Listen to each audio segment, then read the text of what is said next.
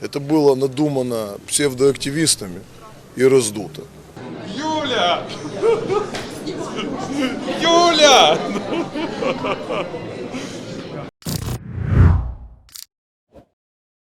Здравствуйте, уважаемые зрители! Я хочу всех для начала поблагодарить. Во-первых, на моем канале уже 70 тысяч подписчиков. Во-вторых, два последних видео набрали более 100 тысяч просмотров, два видео подряд. Перед этим видео про повестки набрало, по-моему, уже больше, чем 330 тысяч просмотров. Это все благодаря вам, канал растет. Мы не очень быстро, но уверенно идем к своей цели. Спасибо вам. А сегодня я хочу поднять тему, тоже очень важную. Вы видели вот эти последние новости. Я думаю, я не смотрю телемарафон, но многие же из вас смотрят. Мне присылают в Телеграм, мой канал много, разную информацию. И у нас пошел какой процесс в Украине. Вам пытаются представить, вернее, нам пытаются представить новых героев. Но я это называю герои. Поэтому сегодняшнее видео про новых героев войны. Я беру только самые показательные примеры. Их сегодня два. Начнем с Юрия Луценко. Вот в прессе появилась новость, что Залужный назначил его командиром взвода ударных БПЛА. То есть, проще говоря, боевых беспилотников. Конечно же, в моем телеграм-канале на меня налетела толпа. Да что ты фейки вбрасываешь? Да не мог Залужный такого сделать. Да что ты выдумываешь? Да и ПСО. Потом уже все, и он сам, и Луценко, и там ЗСУ официально подтвердилось, что действительно Луценко назначен. Что по итогу мы видим? Сейчас многие вот такие проходимцы, как Луценко, пошли на фронт для того, чтобы после окончания войны делать политику. Их шефы, а я вам напоминаю, что Луценко в очень тесных, практически родственных отношениях с Порошенко, их шефы их туда, как это сказать, делегируют. Чтобы потом после войны они героически вошли в парламент. Что-то очень-очень сильно похожее мы с вами видели в период АТО. Надеюсь, не надо вам напоминать, кто такие Казак Гаврилюк, Поросюк, вот этот Мосейчук с радикальной партии, помните, которого в Верховной Раде показывали видео оперативной съемки нагрудной камеры скрытой, как ему взятку дают, как он соглашается, и его уже потом просто выжили буквально с политики, хотя вы понимаете, да, что за такие дела он должен был бы сидеть. Но это не для нашей страны. Ну и, конечно, Кива тоже стал очень большим героем в эти времена Майдана и АТО, осквернив тем самым это великое явление, как я считаю, Майдан. Это было надумано псевдоактивистами и раздуто. Коллектив сложен, батальон — это одно единое целое, все добровольцы. Ну, я вас, наоборот, поддерживаю. Да, знали, сказали, да. Если тебе сказали, я прошу прощения. Вы, пожалуйста, не нарушайте правопорядок. Вы знаете, кто я такой? Да. Кива Илья Владимирович, замначальника ГУМВС Херсонской Мне области. сказали, да. Да, если вам... Я, наоборот, я поддерживаю вас. Вы, пожалуйста, соблюдайте правила проведения акции и согласовывайте свои действия непосредственно с оргкомитетом. Договорились? Оргкомитет. Мы сказали, мы еще раз говорю, согласовывайте свои действия с оргкомитетом. Потому что если каждый из нас будет делать то, что хочет, это превратится в бардак. Вы поняли меня? Вы услышали меня? Да, услышал. Пожалуйста, верните машину в исходное положение, подойдите к оргкомитету и согласуйте свои действия. Хорошо. Выполняйте, пожалуйста. Парни, сейчас как бы 100 человек. Я прошу прощения, я к каждому подойду и каждому поясню. Мы хотим поучаствовать тоже в Что акции. нам Ну, делать, почему? скажите, Что? да, вот подскажите, мы с Я вами... еще раз вам говорю. Пожалуйста, свои Если мы перекрываем движение. свои действия Если нас не согласовывайте пускают, с точно так же. Есть оргкомитетом. такие люди, которые Вы ездят поняли, туда-сюда.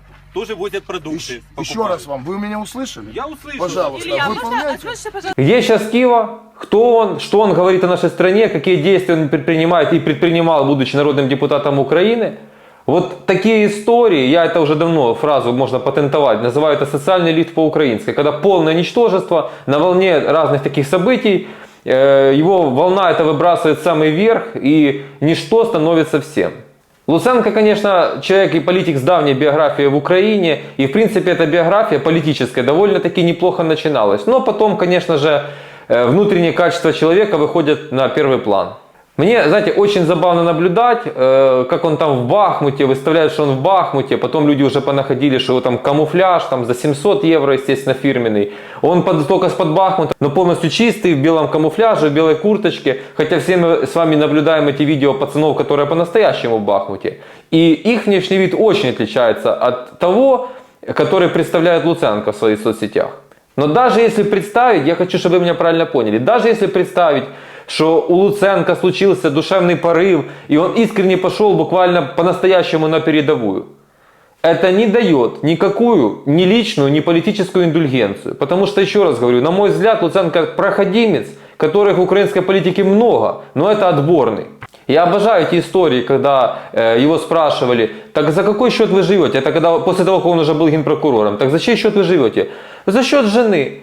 А откуда ж вылез бизнес этой великой бизнесвумен, жены Луценко? Конечно же, она не владела оператором мобильной связи, который обслуживал те структуры, которые возглавлял Луценко. Государственные структуры, которые по тендеру, конечно же, честно выигрывались эти тендера, и они очень честно сотни миллионов гривен платили вот таким вот ручным компаниям, которые, компания, слышите, существует, ни вы, ни я не слышали ее название, она обслуживает только несколько госструктур, крупных госструктур. Вот такой вот бизнес. А потом, конечно, можно жить за счет жены и делать свои дела с Порошенко. Вообще Луценко это человек, который отсидел, вот он отсидел для того, чтобы сделать политическое будущее. Он сейчас пошел на фронт для того же. Повторяю, чтобы сделать себе индульгенцию и строить большую политическую карьеру. Но, конечно же, Луценко не был замечен на Кипре сразу после того, как стал генпрокурором. Естественно, он офшоры там не открывал, и нет у него офшоров. И на посту генпрокурора это был вообще, на мой взгляд, лучший генпрокурор в истории Украины. Однозначно. Просто величайший человек. Но что меня поражает, я парохоботов сейчас во внимание не беру, тем, что не сделать, для них это будет мед. Хотя тоже коричневое такое, чуть-чуть другое, но все равно мед. Но есть же реально люди, которые как бы этот клан ненавидят, не воспринимают. Но и они повелись на это. Так вот я вас призываю и в отношении Луценко, и там сейчас новые герои, которые тоже вроде с передовой, но смотришь на эфиры, у них такая борода и такие прически, как будто бы там где-то на передовой филиалы лучших украинских барбершопов работают. Так они выстрижены, выбриты и так выглядят, и начесывают эту бороду. Я так ни на что не намекаю. Одним словом, это все политика, и теперь переходим к второму персонажу, который практически вам всем неизвестен. Но сейчас вы узнаете очень много чего интересного, если дослушаете до конца. В этом году во всех социальных сетях большую известность получил боец ВСУ с позывным «Мадьяр». Он в Бахмуте командовал отрядом аэроразведки под названием Тахи Мадьяра. Вы о нем, еще раз говорю, ничего не слышали. Зовут его, настоящее имя Роберт Броуди, ему 47 лет.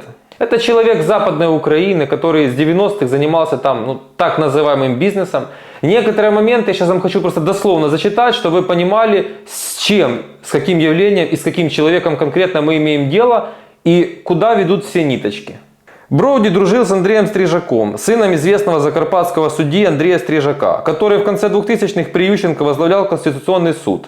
Со Стрижаком-младшим у Броуди был совместный бизнес. Официально они были учредителями компании Market BK в сфере недвижимости. Неофициально гоняли машины из Европы. Но когда Стрижаки его покинули и все отобрали, приходился другой влиятельный давний друг – Арсений Петрович Яценюк. Юля! Юля! Броуди даже возглавлял областную организацию фронта ЗМИН в Закарпатской области. Но когда Броуди в 2012 году назначили генеральным директором компании «Хлебинвестбуд», а Яценюк остался без доли, они разругались. При Януковиче в начале 2013 года Броуди назначили на высокую должность заместителя председателя правления Государственной продовольственно-зерновой корпорации Украины. Уже после Майдана его обвинили в схеме с китайским кредитом в $1,5 миллиарда, вдумайтесь, на которое корпорация должна была закупить зерно, поставить китайской корпорации. Вместо этого при помощи швейцарской компании зерно якобы с большим наваром продавалось не только в Китай, но и в Эфиопию, Сирию, Иран, Сингапур и Гонконг. А полученную прибыль выводили на подставные фирмы. Вы заметьте, как сейчас затихарился Аваков. Это же все один клан. Гордон там сейчас, вот типа Ахметов сдал лицензию, они сейчас сделали новый большой YouTube канал с Головановым. Это все одно шобло. Называется этот канал «Фабрика новин». И вот они создают такой огромный пул неких таких влиятельных медиа-лиц в Ютубе. Повторюсь, Аваков затихарился, потому что сейчас будет расследование по гибели Монастырского, вернее, оно уже ведется, и там с вертолетами это заваруха, и Аваков уже тоже почти личный враг Зеленского. Сейчас начнется вот эта вся возня политическая, пауки будут жрать других пауков в одной банке, к которой мы, в принципе, с вами все привыкли. Но, если смотреть в длинную, то вот этих людей готовят именно для такого, на мой взгляд, конечно же, и исходя из данных, которые я вам озвучил, это же не я текст писал, это из прессы, в интернете. Вы поняли, да, почему я это говорю? Так вот, и Луценко, и этот Мадьяр, это все будет политика. Это все будет реинкарнация фронта Змин, его воскрешение под другим флагом. Это все Арсений Петрович, который, конечно, не спонсируется Ахметовым. Нет, однозначно. И вот эта вся история будет продолжаться. Порошенко готовит там такой фантастический план. У Порошенко денег огромное количество. То, что мне рассказывают, там тоже планы Наполеона. Вот что нас ждет после войны. Новые политические разборки. Да как бы они есть в каждой стране, и ничего здесь такого страшного нету. Но кроме одной детали. Ни у одних, ни у вторых, ни у третьих нет никакой идеологии. Есть только лозунги. Этими лозунгами они общество ссорят между собой. Бросают противоречия. Порошенко открыл ящик Пандоры вот с этим национализмом. Подыграл. Националист, который в кругу своей семьи разговаривает на чисто русском языке и всегда разговаривал. Понимаете, вот такое вот лицемерие. Но чтобы это понимать, нужно же мозги иметь. Это только как минимум. Я уже не буду сейчас рассказывать, все знаете, чем занимался Порошенко. Вот неправильно делает Зеленский, естественно, но он сейчас будет устранять перед выборами Порошенко. Они выбросят всю ту информацию, которую дал Медведчук, полностью. Вот такие вот километровые папки с бумагой А4, на которых все фамилии, все схемы, как делался бизнес Порошенко с Путиным, с Медведчуком. И все будет сразу понятно.